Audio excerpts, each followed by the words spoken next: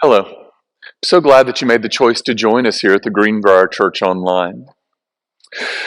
When you work with a church, you get a lot of different emails about opportunities and ideas and conferences, all aimed at helping your congregation grow. For a mere $200, you can download a file filled with tips and ideas that will help you double your contribution or double your membership in just 6 months. Or for $100, you can get outlines of sermons that are sure to grab the attention of your community. It's never ending. A few weeks ago, I got an email offering us an online church satisfaction survey. They will give us a website where our members and our visitors can rate their worship experience, ranging from the type of music that we sing, to the comfort of our pews, to the parking lot experience, to the quality of teaching. Their sales pitch was that if our church is really going to experience everything that God has intended for us, then we have to make sure that everybody has a happy and pleasant worship experience. I deleted the email. But the thought keeps rattling around in my head because I want to make sure that everything we do here is done well and that we communicate the love and the grace of God in this place. I think it's very important that we remember worship's not about me.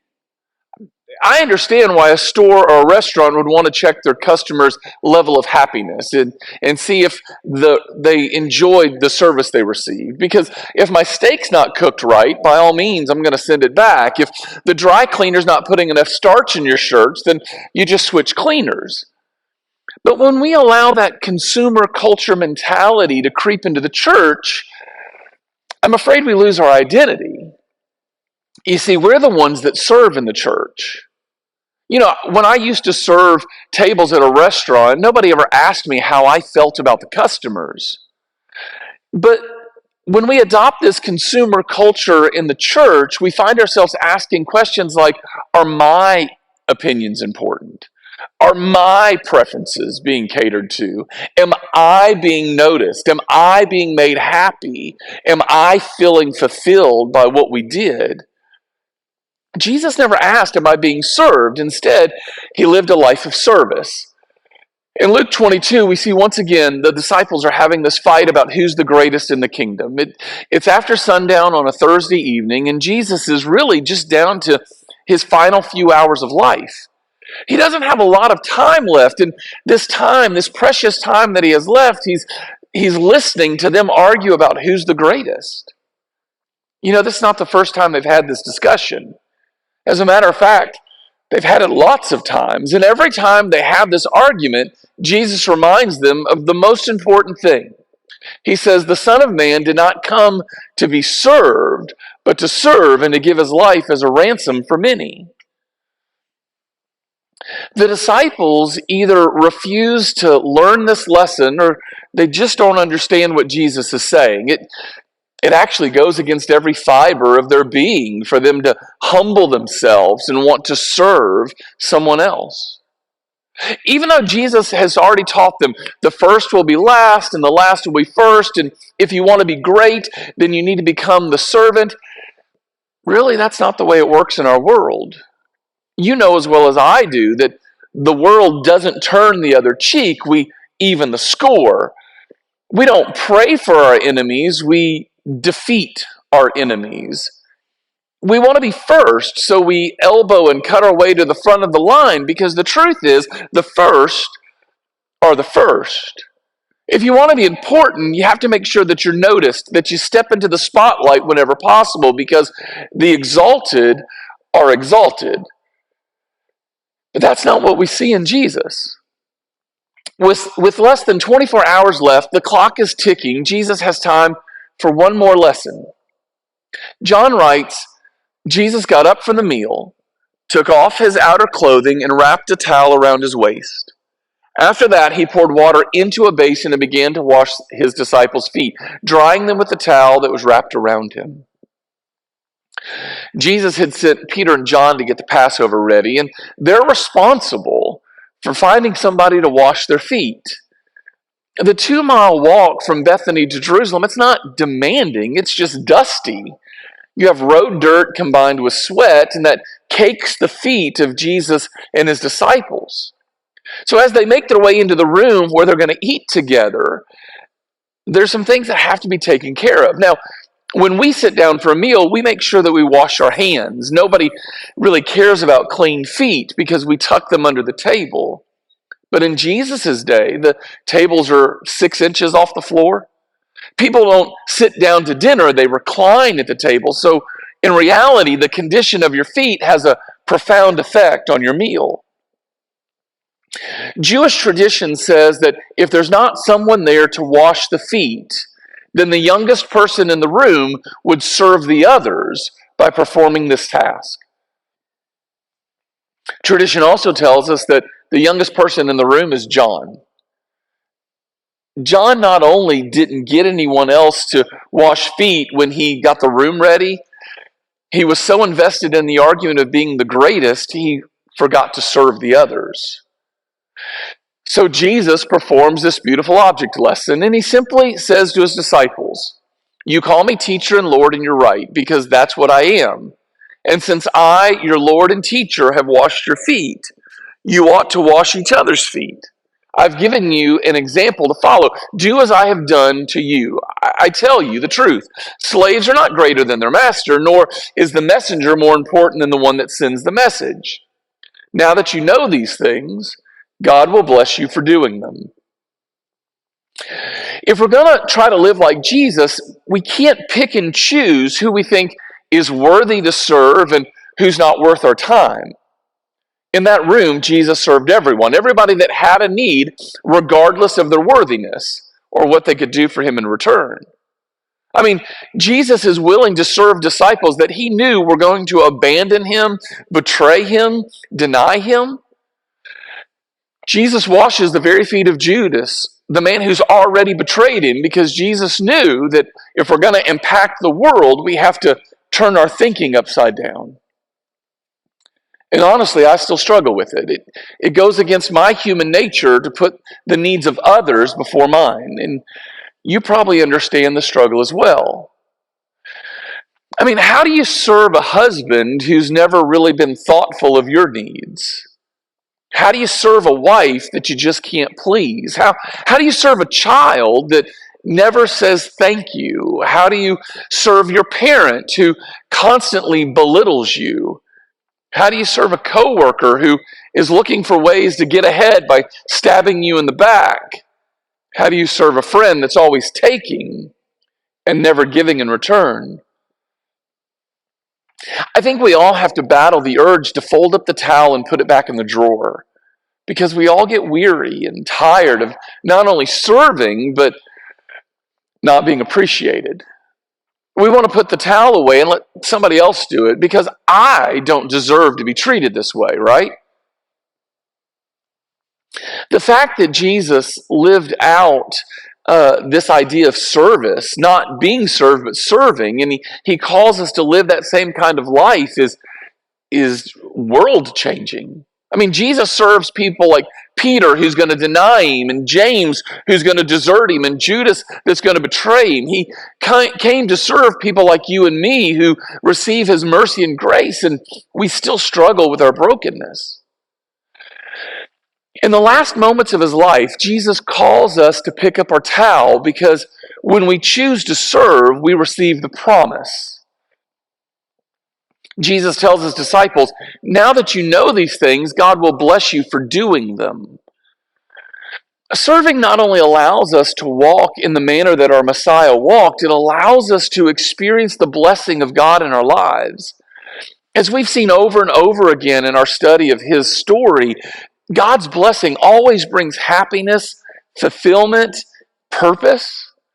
If we truly want to experience the fullness in this life, what we discover is it doesn't come out of an abundance of things that wear out or go out of style or can get taken from us in a moment's time. Those things are the things that the broken and sinful world chase after.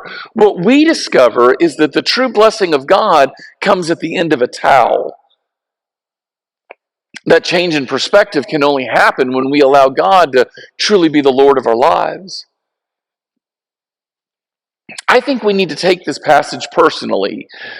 If we're going to receive the blessing of God, we need to hear and to answer the call to serve others. And I understand that not all of us have heard the call, or if we've heard it, we haven't answered it. I understand there are those of us who think that we're exempt from service. Some of us think because of our station or our position in life, we don't have to serve. We mistakenly believe that there are other ways to receive the blessings of God, but Jesus is pretty clear about this. There are no expectations to this or exceptions to this call for us to take up our towel. God gave Jesus the power to understand Scripture, and we find him in the temple at 12 years of age, sitting among the religious leaders, listening to them and asking questions. God gave Jesus the power over bread, and we discover that he uses that power to feed 5,000 people, to feed 4,000 people. God gave Jesus the power over disease, and we find him healing the blind and the deaf and the lame and those with leprosy. God gave Jesus the power over death, and we see him using that power to give a widow back her son, and Jairus back his daughter, and Lazarus back to his sisters.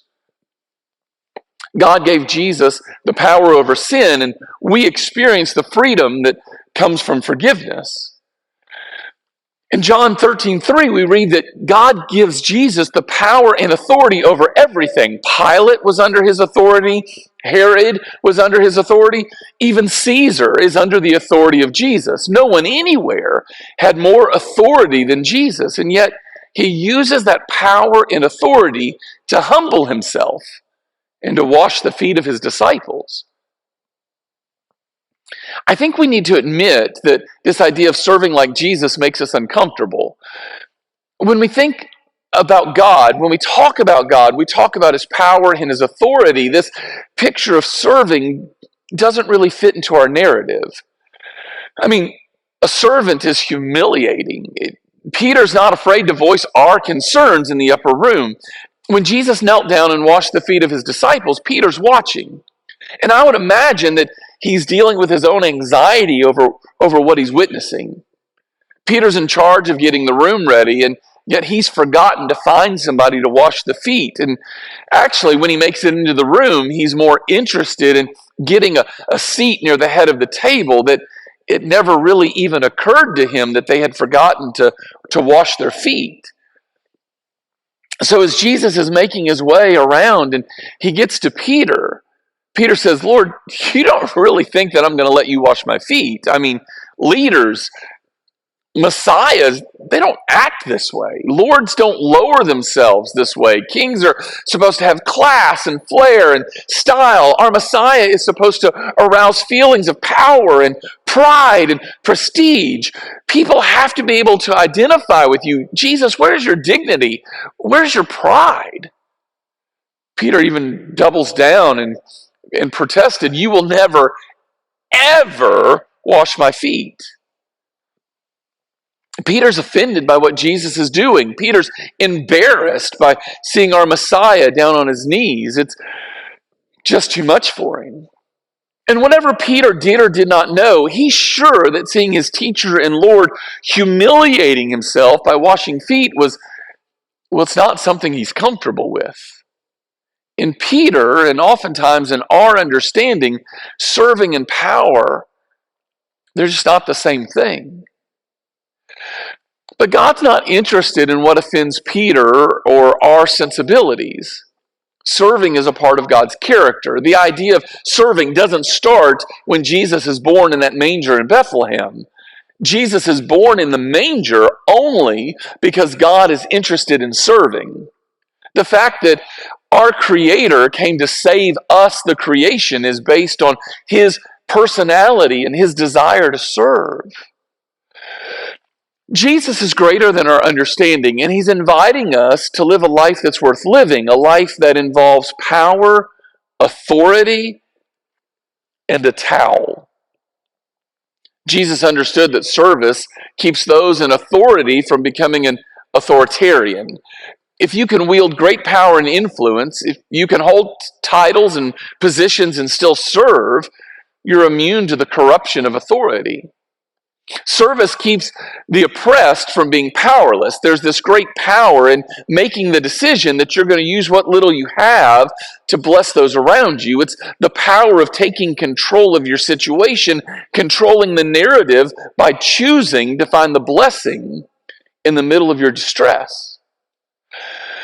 Ultimately, serving blesses us because it makes us like Jesus. And I think that's the goal of Christianity, to manifest the glory of God in our lives. There's no other way to achieve happiness and peace and satisfaction except through service. Because there's no greater way to demonstrate the glory of God that's within us than to live and to serve others the way that Jesus did. You know, that night, Jesus is not done teaching in the upper room. There's a couple more lessons that the disciples need to learn. I really love the fact that when Jesus wants to remind his disciples about his true purpose, he doesn't teach them theory. There are a lot of merits to theories about Jesus and our sin, but God understood that we would need something deeper. So Jesus gave them and us an act to perform. Specifically, he gave us a meal to share that speaks volumes more than theory ever could. The best way to understand what Jesus has done for us is for us to join him at the table. Mark 14:22 says, "And as they were eating, he took the bread, and after blessing it, he broke it and gave it to them and said, 'Take this as my body.'" I imagine that the disciples kind of perked up at that point because Luke tells us they had just taken the third cup, the cup of redemption. And the only thing left for them to do is to take the cup of Hallel and to sing some hymns and close out the Passover Seder. But on this night, Jesus changes things. He stops looking back at the Passover and he begins to talk about his role in the redemption of all mankind. He institutes a memorial to remind us that we follow a Savior who came to redeem all of us. In his book, Letters to Young Evangelicals, Tony Campolo tells about one of his earliest memories of taking communion. He said he was sitting in church with his parents, and the preacher has been talking about grace and forgiveness that comes through Jesus. And there's this young lady in the pew right in front of them. She's probably in her early 20s. And during the sermon, she begins to cry and to sob and to shake her head no as the preacher talks about grace and mercy and forgiveness. When they finally got to the point where they were passing around communion, when the plate came to her, she just passed it to the next person. She refused to take it. And Campolo says he remembers his dad, this big Sicilian man, lean forward to this young lady and whisper, "Take it, girl. This was meant for you. You must take it. You need to take it. You need to understand what Jesus did for you. You must take these emblems. These are for you. Jesus wants you to know how much he loves you." As we get ready to make our way to the tables today, we have to understand that as we share in this time of communion, we are also sharing in the forgiveness and the love of Jesus Christ. I know that there are some of us that put our trust in Jesus and we end up feeling guilt and shame, and we have a hard time receiving the love of God, the grace of God. And so today, as you take the bread and you take the cup, I need you to hear Jesus say, "This was meant for you. You must take it. You need to take it. You need to understand what Jesus did for you." Because these emblems, what they represent, they were meant for you because Jesus wanted you to know how much he loves you. And I think once we begin to understand how much God loves us, when we understand that we've done nothing to earn his love and there's nothing we can do to lose his love, I think that's the point that we find the freedom to love one another the way that Jesus loved us. And that's the point in our lives that we will find the strength to be able to pick up our own towel and to find the blessing of service by serving everyone, those that are greater, those that are lesser, those that are older, those that are younger, those that are richer, those that are poor, that we'll be able to find the blessing of serving everyone as we strive to live our lives like the one who provides the bread and the cup for us today. I really, really hope you have a wonderful time of conversation around the table today, that you take the time to think about what it is to not only be served by Jesus, but to go out and to serve others as Jesus has shown you what service looks like. Have a great week. I know that the holidays are coming on us, and we have a tendency for everything to begin to get hectic and for things to kind of spiral out of control from time to time. I hope that you can find some time this week to just sit back and to relish the fact that you are loved by your Creator. Never forget how deeply He loves you. Go in peace. Have a wonderful week, and I look forward to seeing you very soon.